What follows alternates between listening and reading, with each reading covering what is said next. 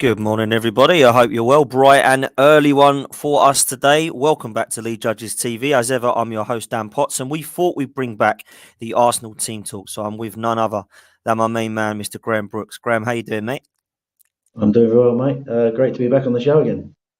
Yeah, it's great to have you, man. Everybody was saying, "Where's this show gone? What's going on?" Everyone needs to see the Graham Brooks and tactical analysis stuff back. So we thought we'd bring it back, and it has been a busy Christmas and a busy New Year, but we are back, and it's absolutely brilliant to have you back, Graham. Graham, I want to start off by just before we get into today's game, just asking a question. Really, we always start off with a bit of an Arsenal-related question, and my question is the one that's similar that I asked on Thursday night, which was with Kev and with Asaya Rankin, who we had on. How do Arsenal score goals in the final third without a 30-goal a season striker, in your opinion, Graham? What do we need to see happen? I think that's a brilliant question, mate. Obviously, I didn't see the show with KC, so I don't know what you talked about. I think, to me, I think the answer is probably maybe staring us a bit in the face, slightly left field, in that I think we need to get more out of Pepe. Pepe, for me, is a goal scorer. So I've just been trying to think of how I would do that. I don't think he's going to start today. I think we'll get into the lineups in this show. But, a friend of mine said something very interesting to me at work this week. He was an Arsenal fan. And when I did the Tactical Insight show with James recently, I was talking about how Arsenal had moved to more of a 4-3-3 with Xhaka as a left-sided number 8 and Odegaard as a right-sided number 8. He was saying to me, in fact, you're not playing a 4-3-3 now. You're almost like playing a 4-4-2. And I asked him to explain that, and he explained it to me like this. And to be honest, when I thought about it, I think he's right. And I'll get on to how Pepe could come into that shortly. What he talked about is Arsenal literally playing party now at the base of a diamond. And he talked about Xhaka moving more as like a left-sided number 8 and Odegaard playing as a right-sided number 8. And Lacazette is almost like playing at the top of a diamond, he explained it to me. Because he's literally coming short to build up almost like a number 10. In fact, when I thought about it, I thought about this myself. He is playing more at number 10 than a striker, and that's why we berate him for not being in the box, scoring goals. But he's almost like playing at number 10. So, and then you've got like your two wide forwards. So if you look at the traditional diamond, it's 4 players and 2 forwards. We're playing a diamond with 2 almost like wide forwards, you could argue, in Martinelli and Saka. But of course, Martinelli is not available today. So I think he'll go back to Smith Rowe.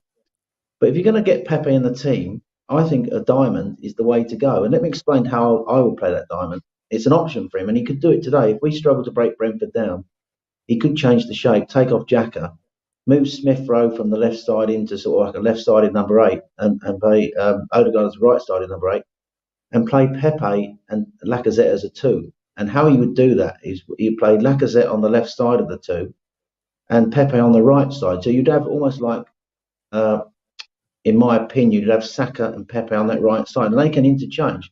There's one thing that you've got in Arteta teams now is fluidity of movement. So Pepe could play on the right side of a 2 up top. And I think that's an option. We talk about how we're going to get goals out of this team. There is no real goal scorer in the team now. We know that Lacazette has only got 2 goals from open play. Nketiah hasn't scored in the Premier League. Has only got 5 Premier League goals in 43 appearances. And that's the other option for him. But Pepe last season ended the season really well. And it's interesting to me that when Arteta was talking in his press conference yesterday, he talked about how good Pepe's looked since he's come back from AFCON. How he's saying that he looks a different player, Dan. So I just wonder if he's thinking of some way of getting Pepe in the team. It could well be that he uses him on the right or on the left, of course. But I think at Lille, playing more, admittedly in a team that played in transition, he played on the right side, driving from deep, running at defenders. Now, you could have Lacazette and him combining Lacazette hold-up play, trying to feed him in. So that is an option, I think, if he's to persist in almost like, it is like a diamond shape, whether you say it's a 4-3-3 stroke 4-4-2. And I think he could tweak it slightly by moving Lacazette up top, not having him build up in that way, and moving Odegaard. Odegaard could move into the top of the diamond in the number 10, traditional number 10 role instead of playing at number 8. And Lacazette and Pepe could play as a 2. And I think Pepe, his numbers last year at the end of the last season, whatever we say, if you get him close to goal, he shoots, and he's a goal scorer. So how can we get goals out of this team? That's an option for me. That I think is worth exploring. 100%, Graham. And the reason I agree with you is because I'm actually not a hater of Pepe. I don't really understand why he gets so much criticism. I think the term frustrating comes to mind at times with Pepe because there's certainly talent there and we don't always see it. I think sometimes he can be accused of becoming quite clumsy and definitely, as I say, quite frustrating. But I feel personally like the main thing I would like to see changed in this side, whether you talk about player quality, substitutions, tactics, or formation, is not like for like all the time. And what I mean by that is I don't want to see Eddie Nketiah coming on for Lacazette after 65 minutes every game because we've already seen that that doesn't work. So if he starts to do that today after we're struggling to break Brentford down at 0-0 at 65 minutes and he just brings on Eddie, I think the whole stadium will probably be deflated because we all know that doesn't work. What I'd like to see instead of bringing Lacazette off, is actually keeping him on with Pepe alongside him and taking off maybe a Martin Odegaard or a Smith Rowe and take away that attacking 10 option and then go more of a 4-4-2 old school style and just see if we can try to get some link up play with Lacazette and Pepe. And if Pepe isn't the answer for that position, then perhaps when Martinelli comes back, we might look to go Martinelli up top alongside Lacazette and play him more centrally in a 4-4-2. So I'm totally with you there, Graham. I saw the comments today about Pepe coming back from Africa, who, by the way, had a very good tournament from what I hear. Didn't see much of the tournament, but from what I hear, looked very good. And I think that Arteta knows now that because of the striker not coming in January and Aubameyang leaving, he's probably going to have to use Pepe. So it's going to be interesting to see what he does do today. We have got Brentford. The last time we played them, it didn't go to plan, Graham, to say the least. First game of the season, I was there. First game that we managed to get everybody back. So it was absolutely brilliant to have fans back in the stadium. But after the 90 minutes, I was pretty fed up, mate. If I'm honest with you, the team were depleted. We had some problems with illness and COVID, and we hadn't quite got the players in yet because the window was still open. So the likes of Ramsdale and Tomiyasu hadn't really come into the mix yet. But I look at the team news back then, Graham. It's very different to the team news right now that we're going to see today, isn't it? Yeah, I think you'll only see probably about 3-4 of the players who played on that night at Brentford playing today. And I think if I remember the team that night, White played in the middle. I think it was his debut. Toney played at left back. I think Xhaka played in midfield. I think Smith Rowe played at number 10. So they'll be the only 4 players, I think, who will play today from that 11. Martinelli, of course, was in that side. It, as you say, it was a really frustrating night for us. It was Brentford's first night back under lights in the Premier League, and I think we weren't prepared for the game. We had a lot of shots in the game. I think we had 22 shots, but we didn't take our chances. And of course, we gave up a soft first goal, and then we gave a ridiculous second goal when we were looking like we might get back into it. But Brentford bullied us on that night with their 2 forwards, Toney and Mbeumo. And they were solid at the back. And I think if I look at that 11, the back 5, Leno's no longer there, Chambers is no longer there, and Mari's no longer there. And of course, it was Sambi Lokonga had his fairly rough baptism in central midfield next to Xhaka. And we played Balogun at top, didn't we, with Martinelli in one of the wide areas. So yes, it'll be a different team today. I think our defence is more solid now, and I think that's what the team is built around now, a really solid defence, which is the area that he addressed in the transfer window. Partey's back now, so Partey will be in centre mid.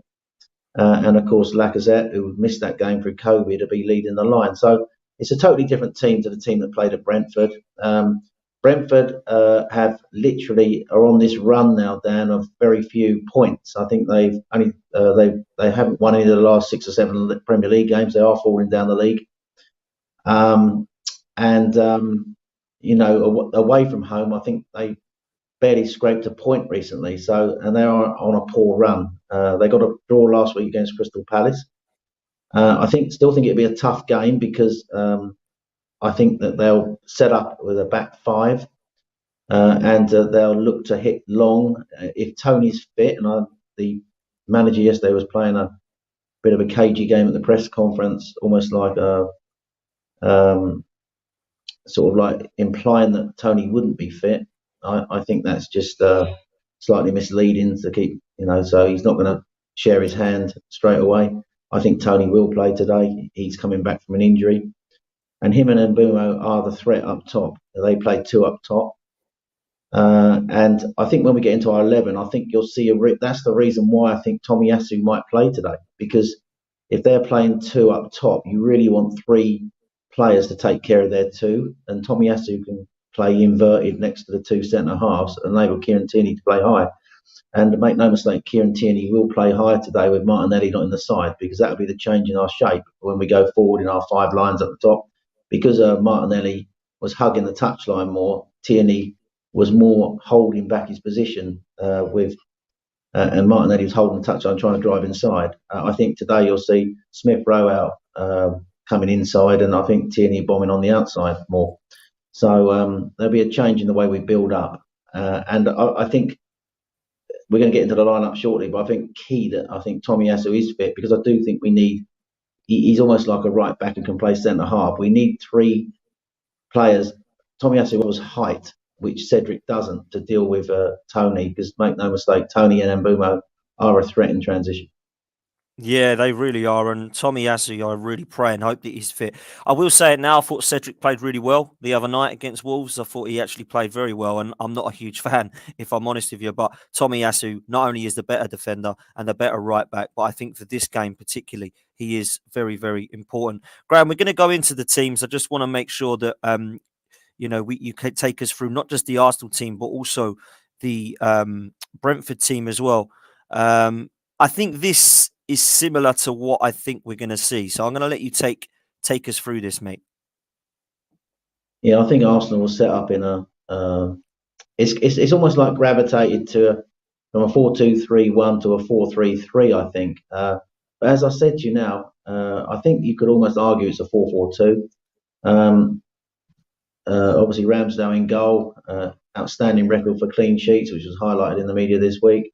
I think Tomiyasu will play today. If he doesn't, the options are Cedric at right back, who played really well last week in the win at Wolves. But I think it'd be Tomiyasu on the right hand side. I think because he's been training with the team this week, I think he's more or less ready. So, and I think if Tierney's going to go high, I think you're going to want those three to take care of Brentford's two up top. So you've got Tomiyasu. I've gone for on the right hand side, White and Gabriel as a fantastic partnership there for us, and Tierney at left back. And then you've got, I think, Partey will sit. You're showing him as a two there, but I think Partey will sit at the base.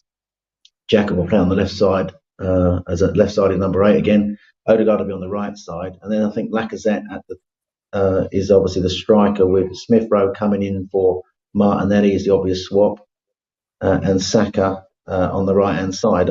I think, as I said to you, the interesting thing that I was talking to my friend about this week is Lacazette coming deep, almost like that is almost like a diamond for me. If you look at it, you've got like Partey at the tip of the diamond, at the base of the diamond, Lacazette at the top, and then Xhaka on one side and Odegaard, and then you've got your two wide forwards, Saka on the right hand side and Smith Rowe, who will be driving inside. So I think that would be the lineup. The other option he could go with, of course, is Pepe from the start. I don't think he'll do that.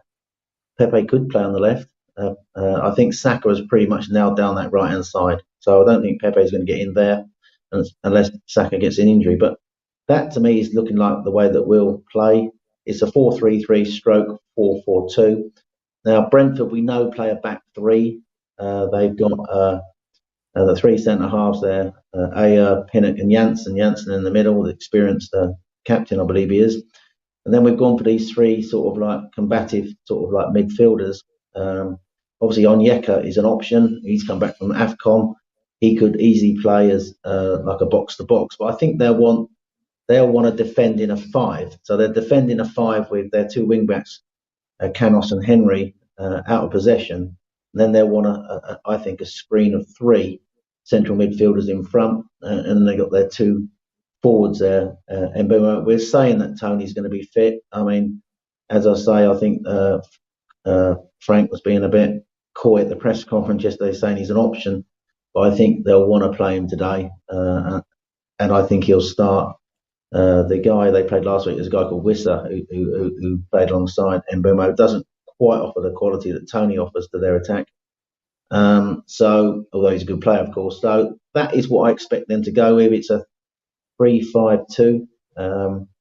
I think we will press, I think, very similarly to how we did at Wolves, almost like man to man, because they play a very similar system to Wolves. I think we're going to have to be more aggressive in our press, Dan, because Yep. we weren't so aggressive in their press, and they played round our press at times last week to their wing backs. And I think he might ask a similar job of our two fullbacks, Tomiyasu, who will be, I think, will have to take care of Henry if he gets forward, and I think Tierney have to be weary of Canos, and Canos scored in the opening fixture, didn't he? The first goal of the new Premier League season. That, I think, Dan, will be the 11s. Arsenal in a 4-3-3 stroke 4-4-2. Brighton, I keep saying Brighton, it's Brentford in a 3-5-2, mate. Yeah, and I can't disagree with you much there, Graham. I think the question marks for Arsenal were on Tomiyasu. The question marks for Brentford, of course, on Ivan Toney, but I do believe that he will play. And I know that a lot of people in the chat are asking the question, Christian Eriksen, question mark. What do you make of that, Graham? Yeah, I think he'll be on the bench.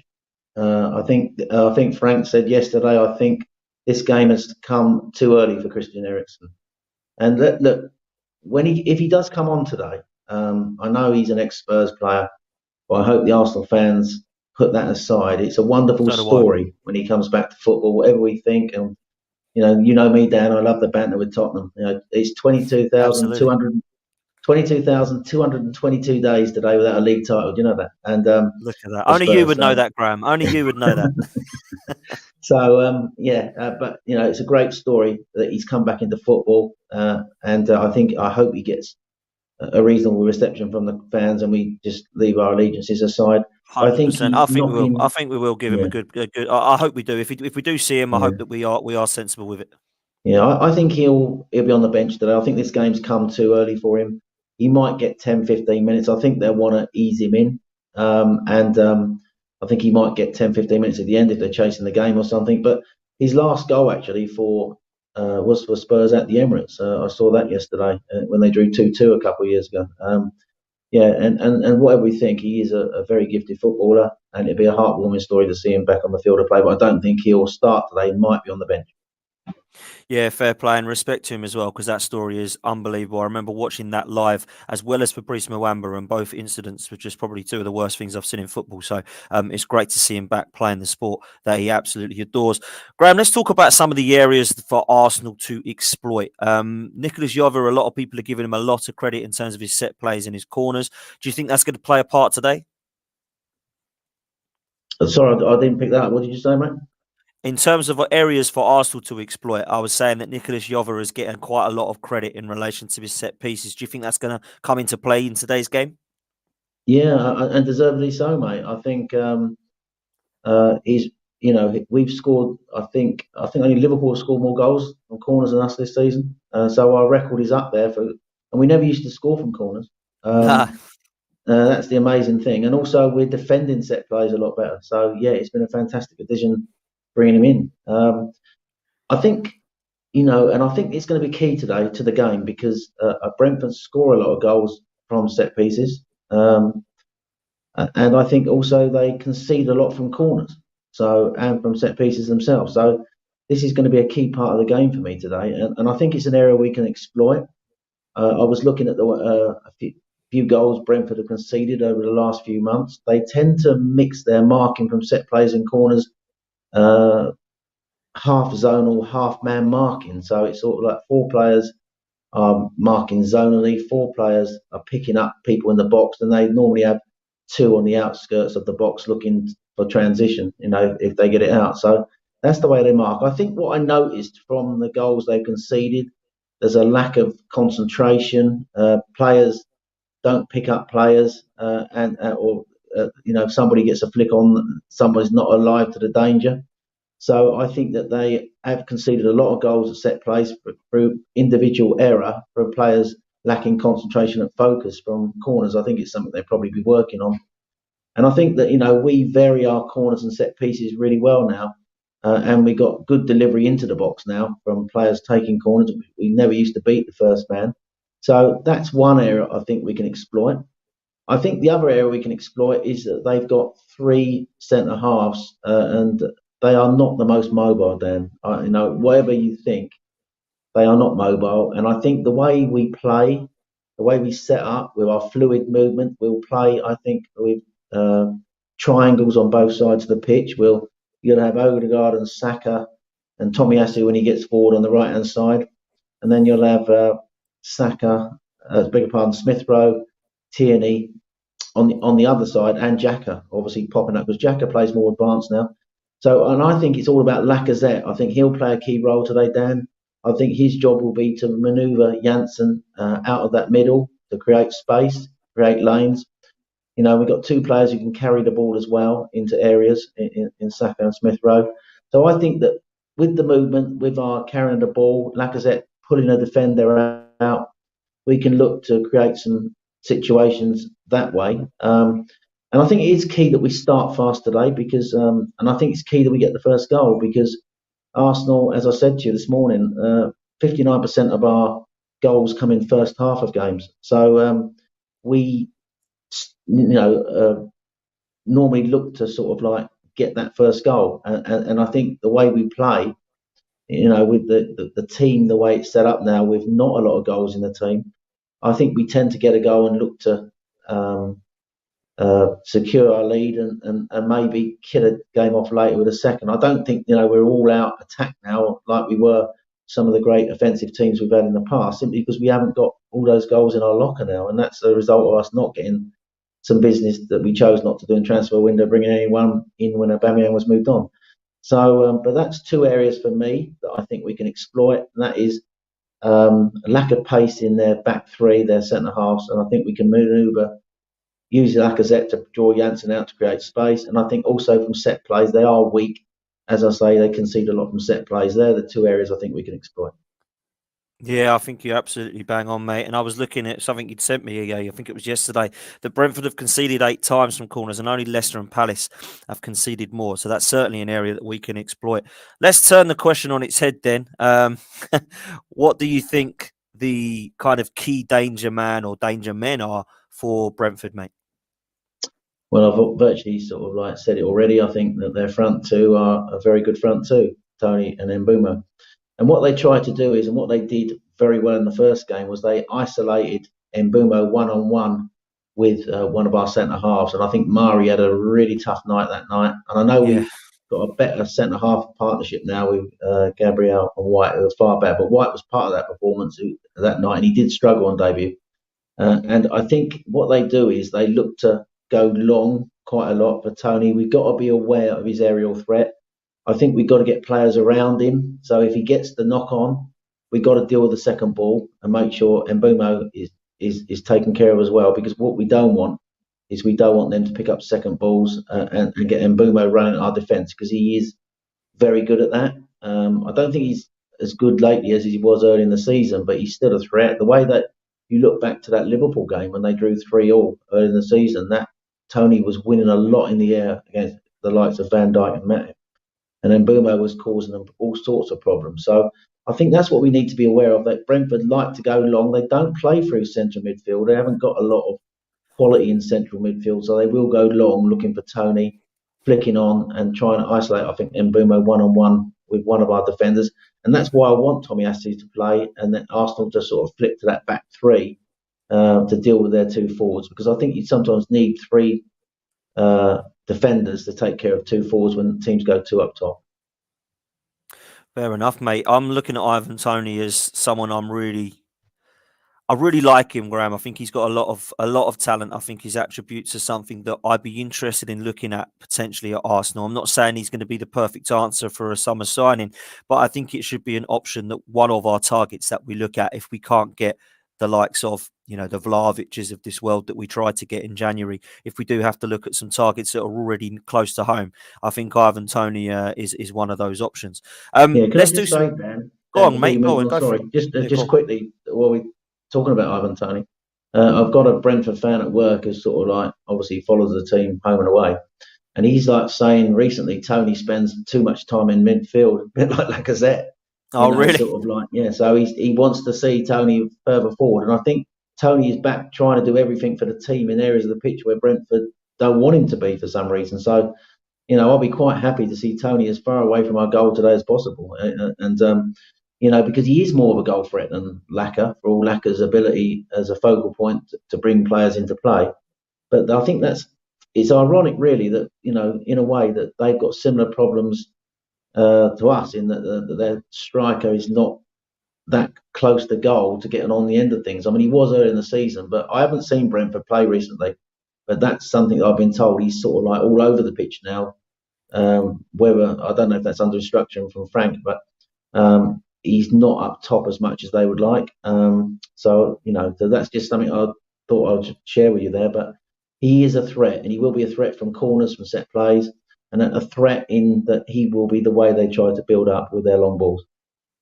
Yeah, I agree with you. And, he's not one of the players that I think Arsenal should go for, but I certainly will be looking at him because a lot of people are saying that Arsenal should look at this guy. And I'd like to see him score more. And I'd like to see him have more of a consistent run of 5 or 6 games before we do go for that move. So I'm just going to be looking now until the end of the season about this guy because I don't watch Brentford every week. So I'd like to see more from Ivan Toney.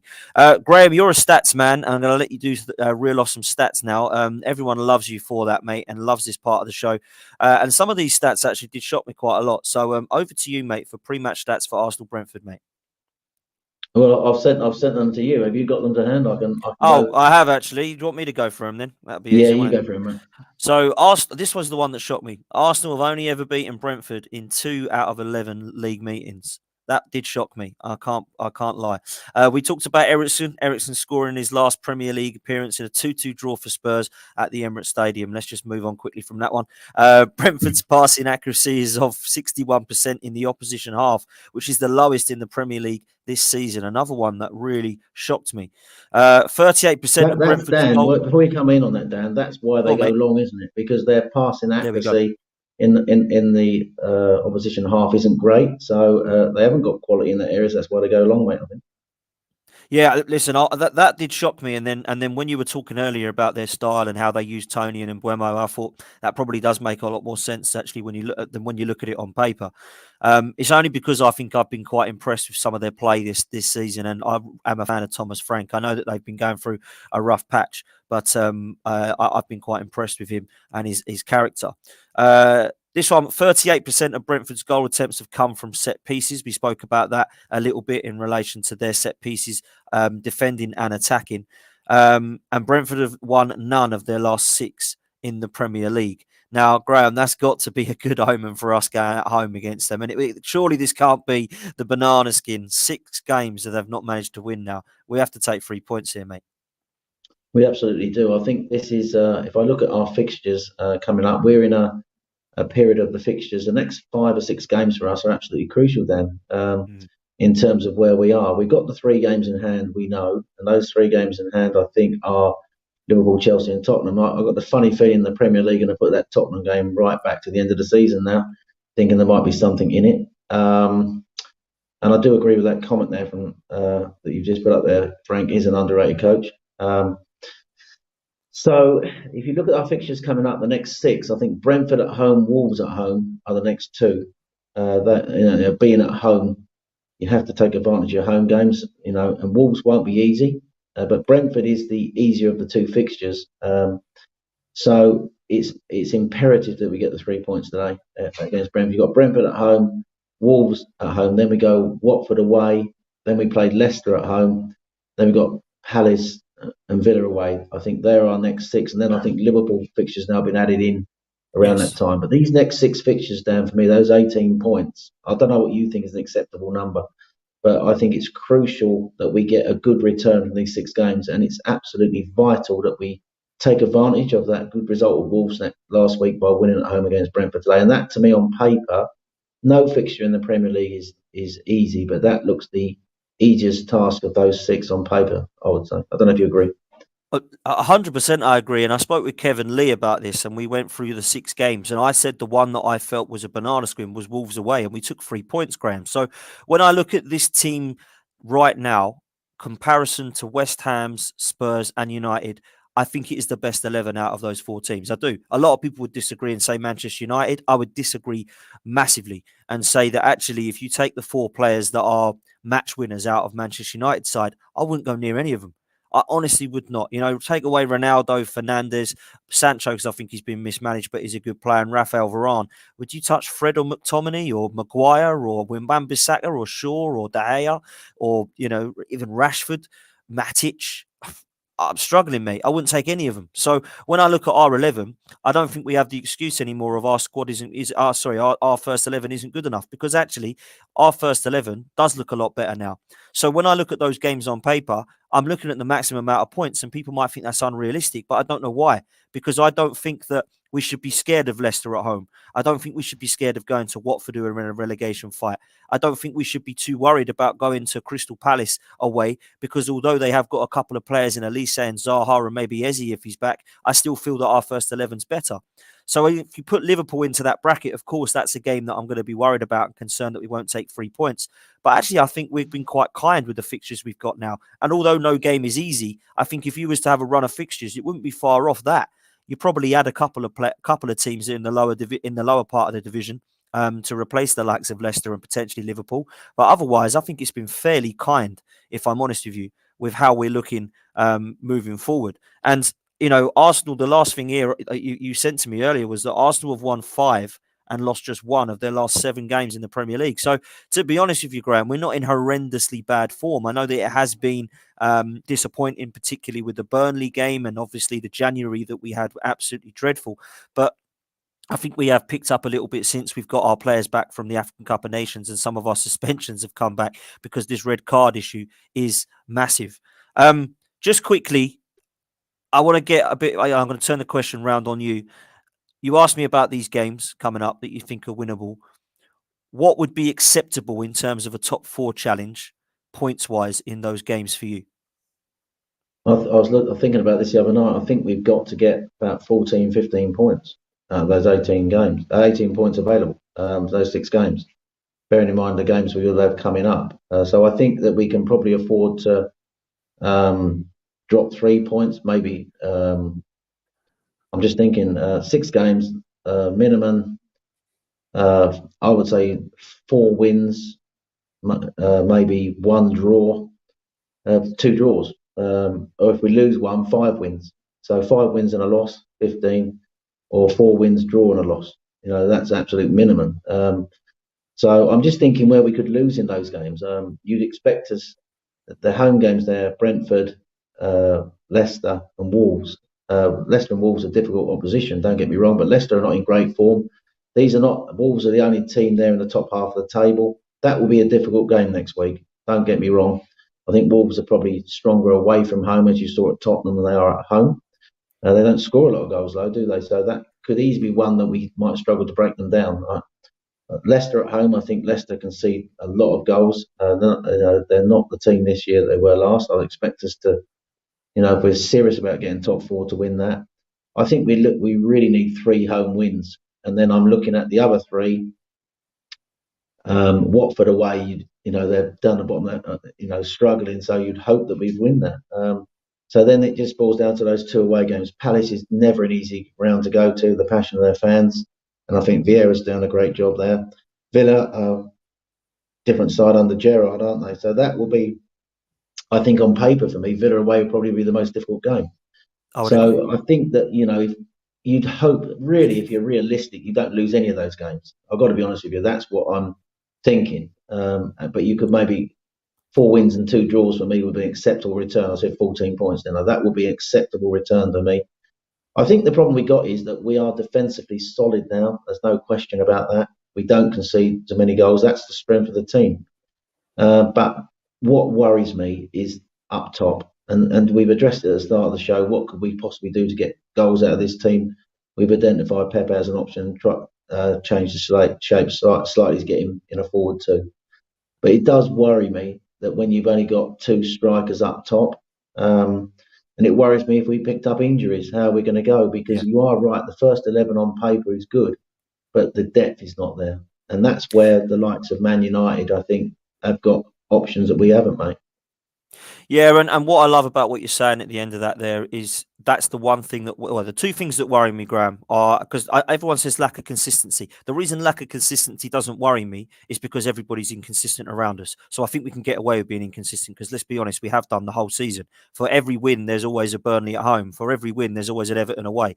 That's going to happen again. We're going to get that probably in this run of 6 games that we're all expecting to get a lot of points from. We're probably going to get a Burnley at home and an Everton away result in there somewhere because this is just the way that we are, this team this season.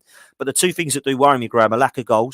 And the other thing is injuries, because I think although we can probably get away with some of the attacking areas like we've seen today, Martinelli coming out, we're going to bring Smith Rowe back in.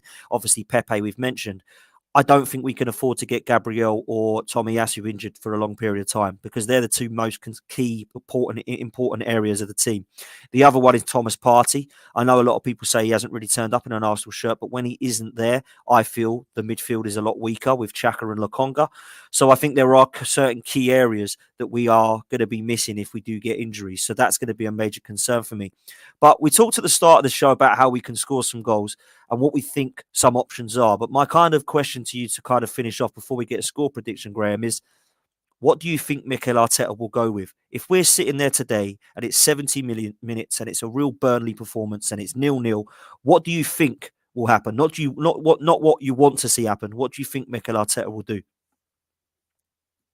I think that what we've seen from Mikel over the last few weeks is lack of flexibility in the way he changes things around. It's almost like for like. So, for example, if you think recently when he took Smith Rowe off and he put Nketiah on, didn't put Nketiah down the middle, he just put him out wide in the Smith Rowe position. And you see a lot of that. And maybe he'll take off Lacazette and just swap it for Nketiah. He won't change the shape too much. So I would probably. We don't know what he's going to have on the bench today. I don't know who he's going to have on the bench. And the options for him coming off the bench are not as good as I would like. I'll be honest with you about that. But I don't think he changes the shape. I think his in-game management is still a weakness of his as a manager. I don't think he's probably flexible enough in his tactics, but in wants to change the shape too much. Because if you think back to Wenger's time, I can remember times where we finished the game with 4 forwards on the pitch trying to get a Yeah. goal. And I think sometimes you have to go for that. So the question is, I think I worry sometimes about the young players. They are coming into a period of the season now where they're going to be under pressure week in, week out. They haven't experienced that before. And it's the same thing for Mikel, isn't it? He's now, for the first time in his managerial career at Arsenal, in a situation where we are pushing for top 4. It's not probably something the club envisaged this season when they made the changes that they did. I think we were just looking for a European place. But all of a sudden, by luck, or whatever you want to call it, default from other clubs, we've got a fantastic chance.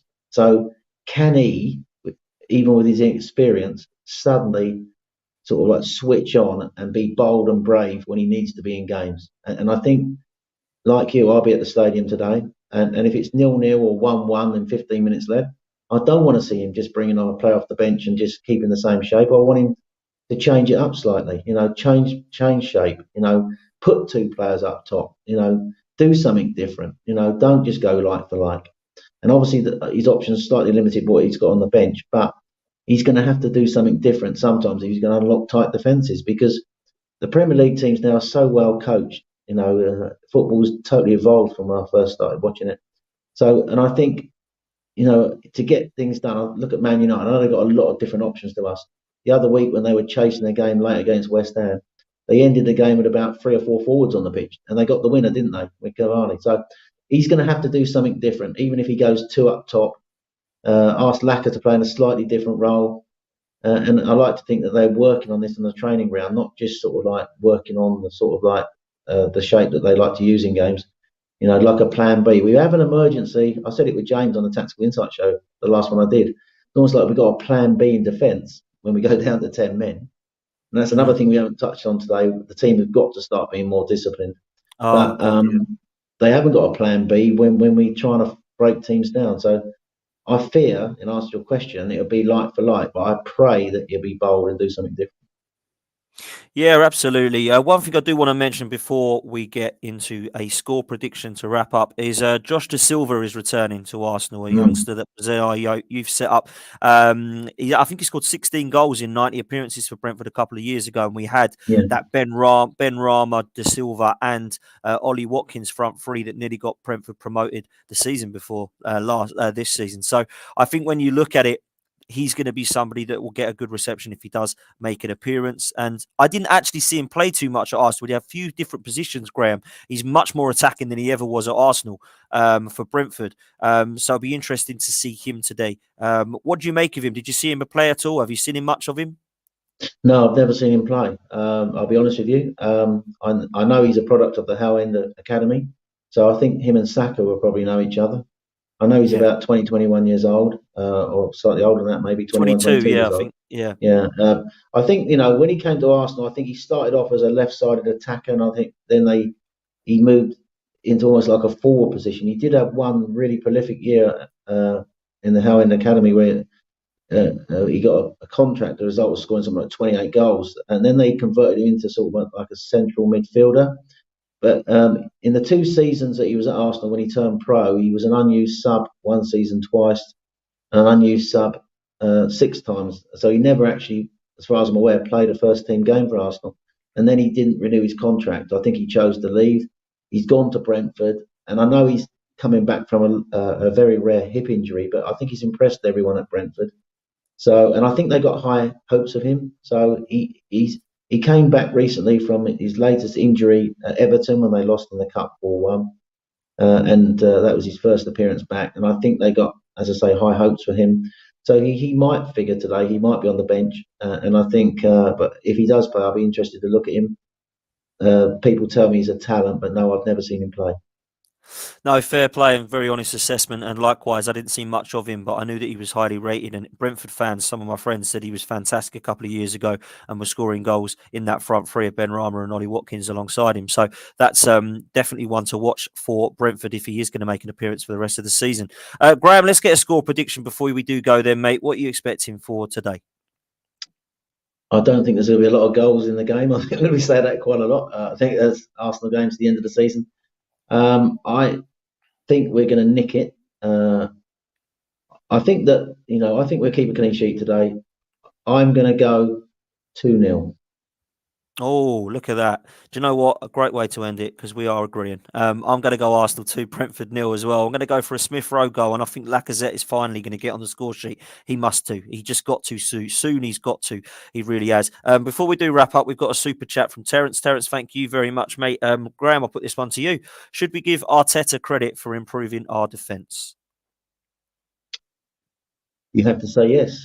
First of all, I think that he identified the players we needed to bring in. You can argue about whether we paid over the odds to Ben White, but I think Ben White and Gabriel is a fantastic partnership. And Tommy has been an excellent signing, and Ramsdale has been inspired as a goalkeeper. So you have to say, in answer to his question, yes.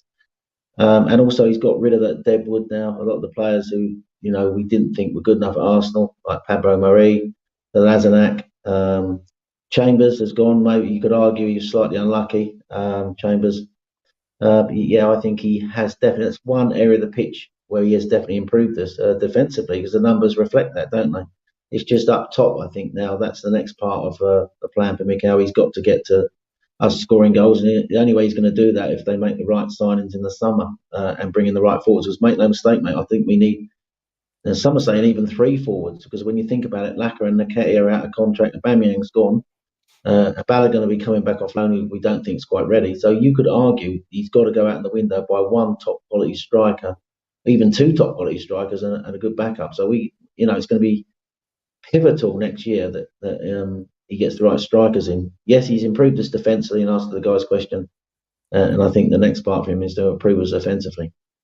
Yeah, I think you're absolutely right. It's getting that balance right, isn't it? We certainly seem to have sorted out the defence, and now we need to look at how we can start getting some goals in this side. And I think one thing I will say, and people think, I'm having a go when I say this, but I'm really not. I'm glad that we have improved defensively because when you buy a back five, you expect it to be better than the one that was there previously. Now, I know it needs coaching, and I know you need to understand that there's ways in which you go about getting the right players in. And I think that Arteta and Edu deserve a lot of credit for their recruitment of the last two windows, in my opinion, because the majority of them have been right. We have seen some bad ones. The Willians, the Ceballos is on loan, I thought was silly. The David Luiz's, the Runnersons, Cedric and Pablo Marie hasn't really worked out. But actually, when you look at the ones that have, Partey, Gabriel, Erdegaard, Ben White, even Lokonga and Tavares have been better cover than Kolasinac and El Neni. And I think, looking at Ramsdale and Tomiyasu, I think they've been two of the best signings, in my opinion, this season. So definitely deserve credit 100%. Graham, let's hope we're both right for a 2-0. I really do think that today's result is a must win. And I know people will say that's silly, but actually, when you look at the must win we had against Burnley, that wasn't the case. And if we would have beaten Burnley, a lot of people said it's okay because the others dropped points, but that's just frustrating for me because I just think that was a failed opportunity for us. We can't have another failed opportunity today, mate. Just to get something from you before we do wrap up and say goodbye, and thanks to everybody in the chat and listening on the audio. Top 4 chances, mate. Do you think we've got a great chance of top 4 this season, Graham? Yes, I do. I do think we got a really good chance of top 4. Never expected us to be challenging for the top 4. I don't think we got the fourth best squad in the league, but it's a great chance now. So yeah, absolutely, this is a fantastic opportunity. I look at the teams around us. I expect Tottenham not to get a result today at Man City, and they under Conte, for all the fact they got a good manager, I think are not a great side.